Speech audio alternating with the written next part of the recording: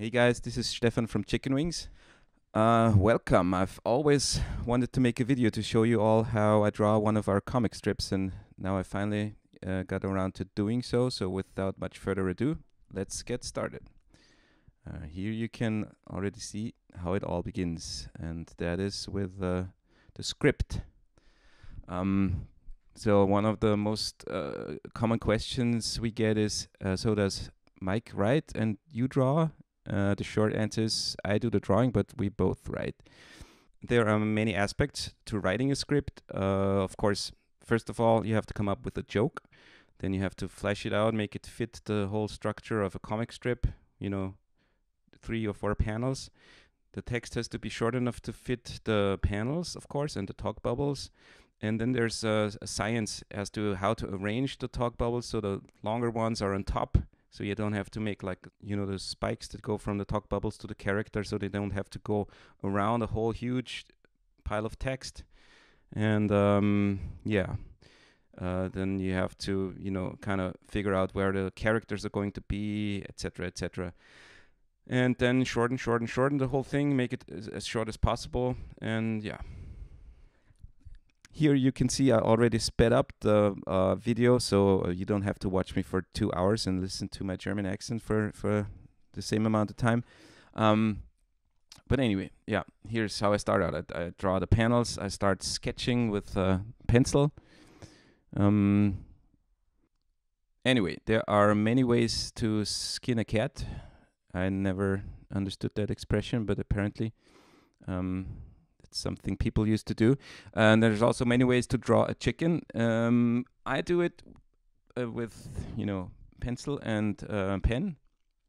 I do the pencil and the line art on paper, and then I scan the whole thing and do the colors, the lettering, the talk bubbles, and the frames and everything else in Photoshop.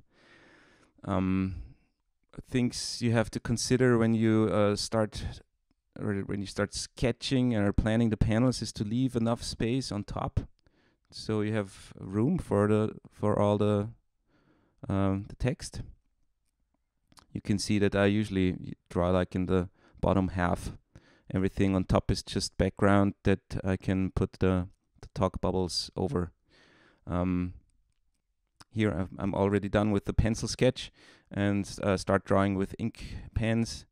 I have a couple of criteria for my pens. That one, of course, they have to be nice and black, and then they shouldn't smudge easily. So when I go over the whole thing with my hand from left to right and fix stuff, so I don't smear and smudge the ink. And lastly, they have to be good enough so they don't fade when I erase the pencil underneath the pen. And it doesn't turn gray because I want to scan the whole thing, and the black has to be nice and crisp. I use different sizes of pens and work my way down the sizes. So I start with the thick pens, and then I go fill in more and more details with smaller and smaller pens. I try to emulate the look of a brush pen with that, because I'm not really good at using brush pens. But I like the style that you have, like different thickness of the strokes, and never managed to do that with a brush. So I use just different types, different sizes of pens. What I did to record this is I took a microphone stand. I put my iPhone on top of my drawing board and filmed the whole thing. So usually I twist and turn my drawing board a little bit more so I can get the lines right and straight. But yeah, of course I make mistakes all the time, and I usually fix them in Photoshop. Here you can see me making a mistake in live action, because the punchline of this comic strip is that Chuck cuts a piece of his shirt from the back of his shirt and uses it as a face mask, but I sketched the hole in the back of his shirt, but I forgot to draw it. You can see that again later when I color the whole thing. Here you can see me erase the pencil underneath the ink line art. No big science to that, just you have to be careful not to crease or crumple the paper which happens often, but yeah, not here, fortunately. Then I fix a few little mistakes, and afterwards it's off to the next step, which is to scan the artwork. Scanning the whole thing, I use a pretty standard scanner software, cheap and ordinary scanner. As for the scanner settings, I use a bitmap, black and white setting. There's usually three options, like you can scan the whole thing in color or grayscale or bitmap, which is just only black and white, which is what I use because then the information is binary, so you only have really white and really black pixels, and that makes it easier when coloring, because then when you want to color things and you use the selection tool, you can set the tolerance of the selection tool to 0 and select the areas clearly without the selection feathering over to the black lines. And the bottom line is you have a really crisp and black line art.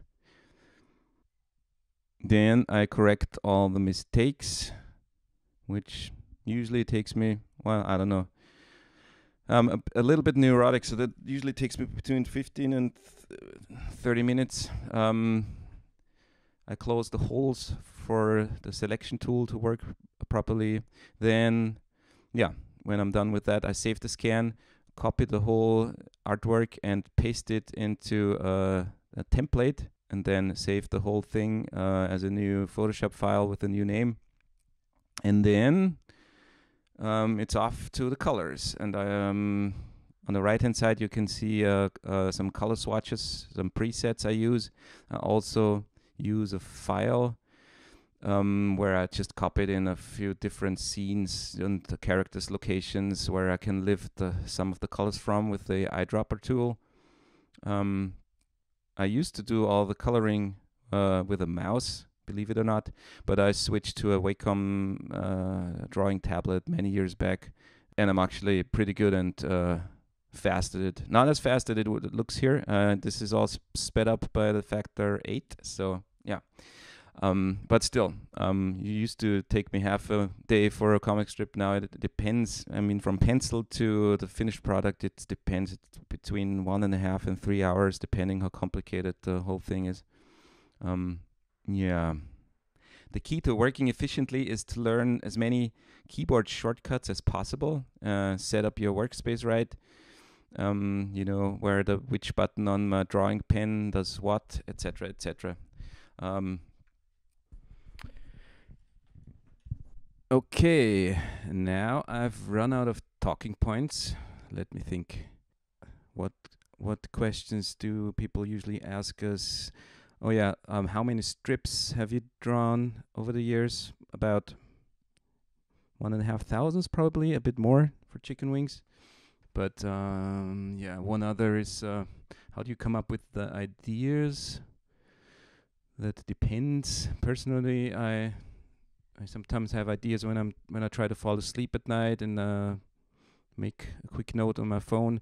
Sometimes I flip through aviation magazines or browse the internet for anything that can, spark an idea. And sometimes, quite often actually, I have no ideas at all, and then I just have to do something else and try again another day.